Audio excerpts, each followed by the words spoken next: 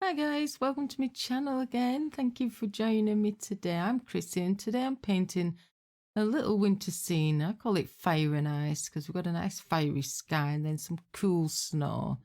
And I'm using a A4 canvas today, which is roughly 11 by 8.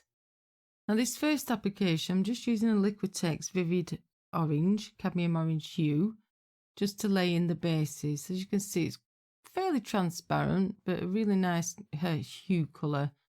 And I'm also using the yellow in that as well, the cadmium yellow hue.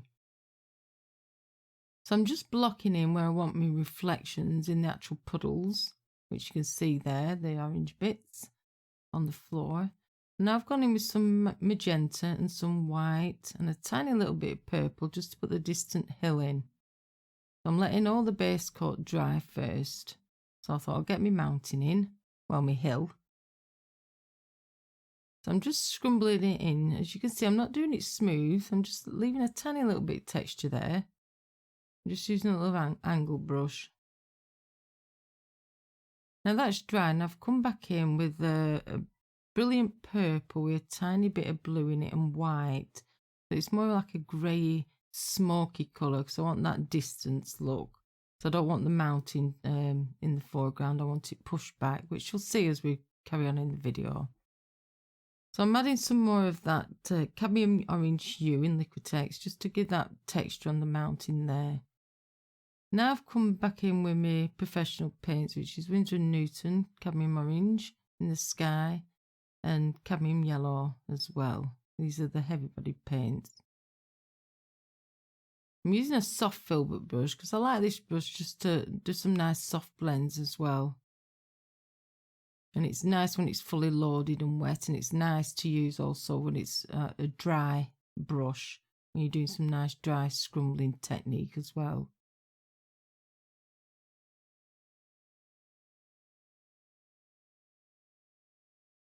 So I'm just putting some blue here. It's just a Payne's grey colour with a tiny little bit of purple and white in.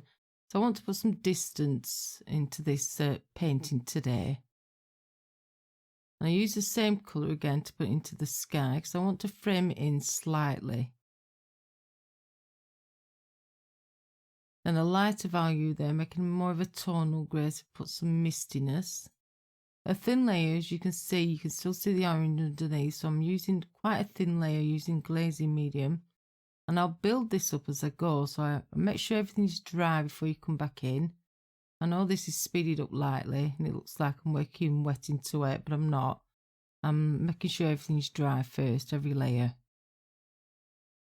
So I'm adding some yellow here, cadmium yellow medium, and a tiny little bit of white for the sun.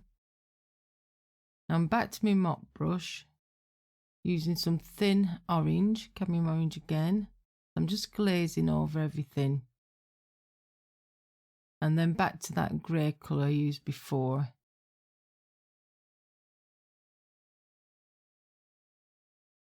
Same here, I'm just misting out that mountain slightly. And I've gone with ultramarine blue here just to put in the basis of the snow that we're going to create. I want that brilliant contrast between the sky and the actual snow.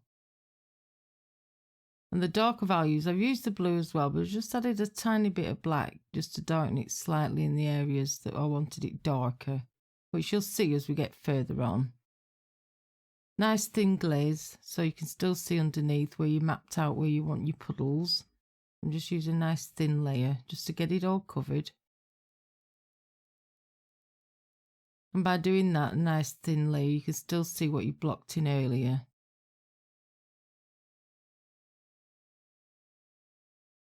It's like mapping everything out when you block things in. You're just actually drawing it out and mapping it all out in your head. So now I've gone with a more darker colour here, just to put some trees in the distance, as you can see. So I'm just using that nice dark blue again. It looks fairly black, but it's a really dark blue, bluey black colour. Just to get that nice ridge there on the horizon line of some treetops. I'm going more of a grey tone underneath because I want it a misty feel to it.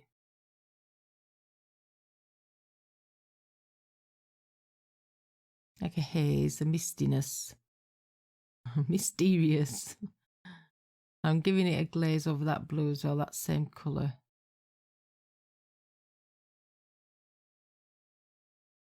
I still want that blue peeking through, as you can see it is doing. And these are going to be the light areas of snow. So come back in with a mid-tone grey, because it's like a snow bank, if you will, coming round there. So I've added that in a lighter tone, lighter value. But a thin layer again, I haven't gone too thick. Don't use a heavy application of paint. Just keep it nice and thin and build your layers up.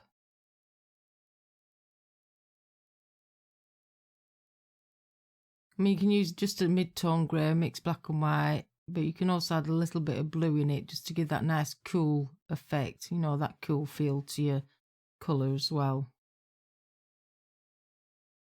Same colour again, I'm putting in the background and up into the sky, giving them dark clouds another layer. And what this will do, it'll focus in the actual centre of the painting of the sun on top of the hill there, because you've darkened the edges. So your eye will automatically go to the centre, which is the perspective of the road, and the actual bright spot, which is in the sky.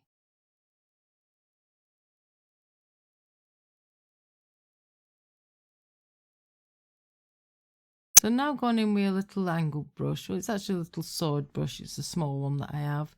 And I'm putting some distant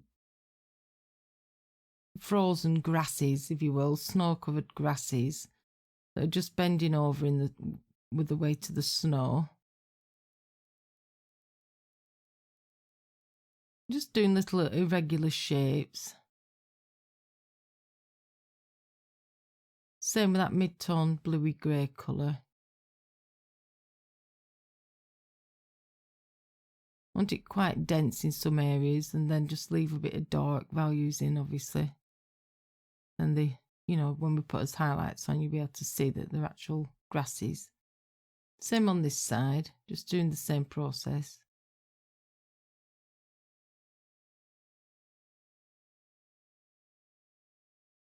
Now I'm coming in with a lighter bluey grey than we actually put down first. So I'm just building it up with another value, slightly lighter. Still a thin layer though, I haven't gone really thick paint, so a nice thin layer of paint, so you can still see a bit underneath. That's obviously going to build it up and make it look 3D. Same here on this side, it's like a scraped off snow, so I'm looking for that feel, like it's just you've shoveled it off and scraped it. But you'll see as we get further on the actual look of the painting when we've finished. I've come back in with my dark value that we used, that just nice dark bluey grey, black colour, sorry. Just to break the road up again, and I just want to outline some of them shapes that I put in before that we did a thin glaze over of the orange, because they're going to be actual reflections of puddles from the sky. How beautiful is that sky? It's really nice, isn't it, and eye-catching, and it makes beautiful contrast because you've got the nice snow, the nice cool colour of the snow, and then the nice fieriness of the sky, which creates a beautiful winter scene. So if you can see here what I'm doing here, I'm putting irregular shapes in on the road. I'm not covering it all in dark because I've got my reflections and my puddles to put in. I'm just going round them loosely. It doesn't have to be any particular shape.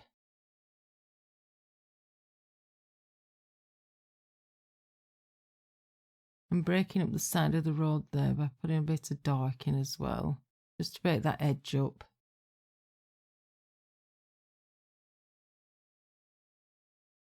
I hope you enjoy this, guys. If you do, give us a thumbs up. Leave us a comment if you want to leave a comment. I appreciate that as well. And I want to thank everybody who visits my channel. I hope you enjoy my paintings. I hope you create some of them. If you do, you can share your paintings in my Facebook group. The link for that's in the description below. So now I'm going a bit lighter, so I've gone a bit more white. So I'm using a bit more titanium white with less blue, but it's not pure white, it's still dulled down.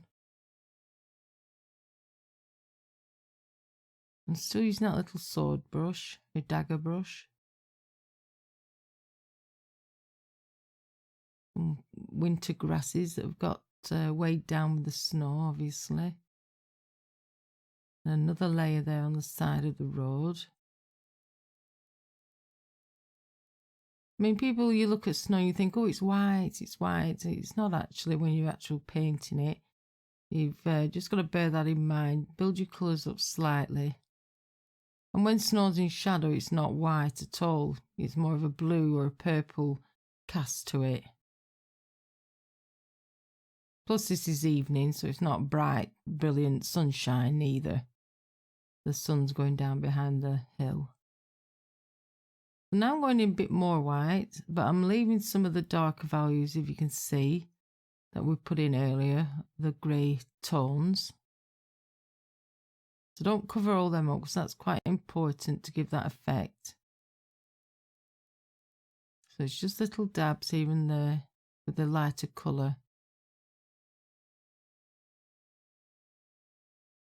Now the snow's just melting onto the road there.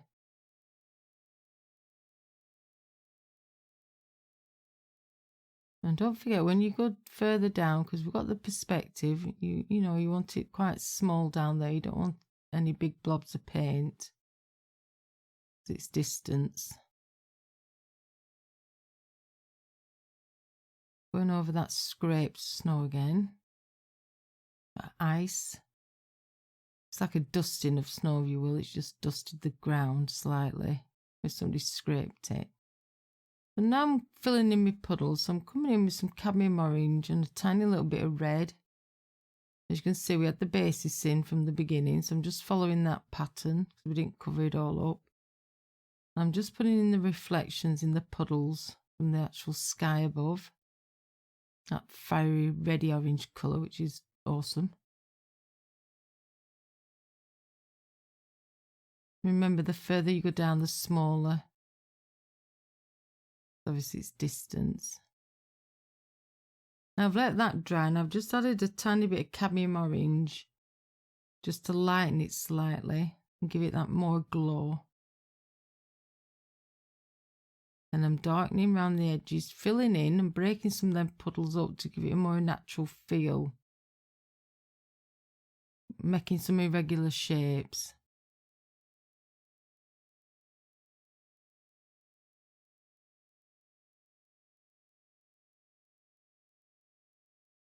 And that'll just dull it back ever so slightly, because obviously it wouldn't be as bright in the puddles. Some will be brighter than others and some will be more darker. So just remember not to do them all the same value.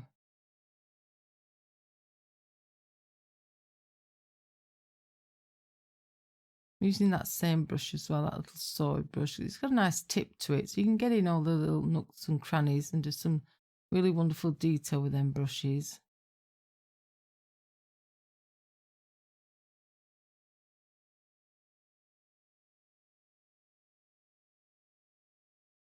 And now when you look at it, it's really drawing your eye down to that road, because you want to look at the road, because you've got the dark contrast and then the reflections of the puddles. Then your eye naturally travels down to the hill, then up into the sky, which is really cool. And then you can just wander around at your leisure, so to speak. You know, when you're viewing art, it's awesome. It's a really nice feeling. I like looking at art. I could spend hours viewing art and looking at all different kinds of subjects and contrasts and colours and fine detail, even abstract art. I'm using that same brush again, that little dagger brush, and I'm putting some little trees in here. Obviously the bare trees, it's winter time, but they still have branches on, so I'm putting a few of them on. A few twiggy ones and some with branches still. And I'm bringing some up into the skyline because it gives that beautiful contrast again, having that nice darkness against that beautiful orange sky. And I like using this brush because it's, when you use it really wet, you can get some beautiful detail. But when you use it dry, like I'm doing now on this tree, you can get some beautiful branch effects. Also, you can use it on grasses this way, use it dry, and just press down so it sprays the bristles slightly. And it gives you that nice organic feel of grasses and twigs and foliage like we're doing now.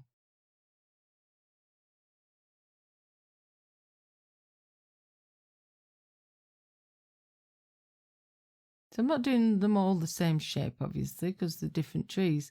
But I'm making sure the ones in the distance are a lot smaller. I'm just adding some highlights now to the actual snow, which is still not a pure white. I still don't use a pure white on its own. So I've toned it down slightly again with some blue, or you could use a tiny bit of purple.